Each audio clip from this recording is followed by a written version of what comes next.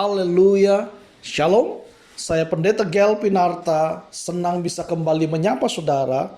How are you today? Tema kita hari ini adalah dimulai dari pikiran. Pembacaan kita terambil dalam Injil Matius pasal yang keempat, mulai ayat yang pertama sampai dengan ayat yang ke-11. Namun yang merupakan nats kita, saya bacakan di Roma pasal 12 ayat yang kedua. Mungkin saudara sudah hafal ayat ini, tapi tidak apa-apa, saya akan bacakan buat saudara. Demikian firman Tuhan. Janganlah kamu menjadi serupa dengan dunia ini, tetapi berubahlah oleh pembaruan budimu, sehingga kamu dapat membedakan mana kehendak Allah, apa yang baik, yang berkenan kepadanya, dan yang sempurna. Saudara, ada seorang yang bernama Dian. Ini bukanlah nama yang sebenarnya.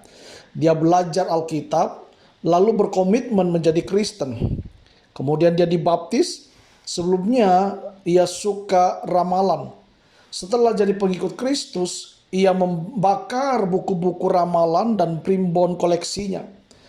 Saat teman lama berusaha mengajaknya mengobrol soal ramalan, dia dengan tegas menolak dan mengajak mereka mengobrol tentang Yesus. Terlihat bahwa pikirannya bertumbuh ke arah Kristus. Dari mana, saudaraku? Dari kesukaannya yang berubah. Saudaraku yang dikasihi oleh Tuhan, pertumbuhan dimulai dari pikiran, seperti dikatakan Paulus dalam nats kita hari ini, Roma pasal 12 ayat yang kedua tadi. Saudara, pembaruan pikiran atau budi memampukan kita mengerti kehendak Allah. Apa yang baik, yang berkenan kepada Allah, dan yang sempurna. Itulah titik awal pertumbuhan menjadi semakin serupa dengan Kristus, yaitu dimulai dari perubahan pola pikir dan cara pandang kita. Salah satu pemikiran yang perlu kita ubah adalah anggapan terhadap dosa. Bahwa kita terlalu lemah untuk menghadapi godaan dosa.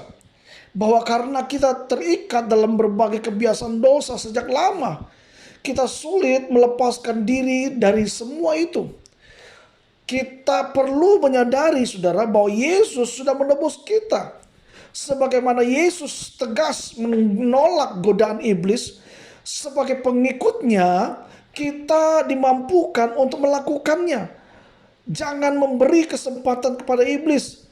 Saat kita lemah, kita bisa berdoa, memohon kekuatan dari Tuhan. Dan jangan membiarkan diri saudara untuk saudara membawanya masuk kembali dalam kehidupan yang lama. Dan saudara kembali hidup dalam dosa. Kita berbicara, bertindak, dan melakukan aneka aktivitas lainnya digerakkan oleh pikiran, saudaraku. Dengan memperbarui pola pikir menurut pikiran Kristus, maka kita akan bertumbuh secara rohani dan menjadi semakin serupa dengan Dia.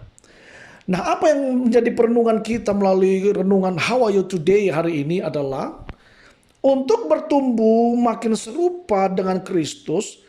Titik awalnya pembaruan pola pikir dan cara pandang kita. Jika Bapak Ibu Saudara diberkati dengan renungan How Are You Today hari ini, jangan lupa subscribe, like, sharekan kepada sahabat, keluarga, kenalan kita, supaya mereka juga dikuatkan, dibangun, dan diberkati dengan firman yang sama. Dan jika Bapak Ibu Saudara butuh dukungan doa, saudara bisa mengirim SMS atau WA di nomor 081 33001 3330. Kami akan berdoa buat saudara, dan percayalah bersama dengan Allah kita cakap melakukan segala perkara. Sekali lagi saya Pendeta Gel Pinarta. Tuhan Yesus memberkati kita. Amin.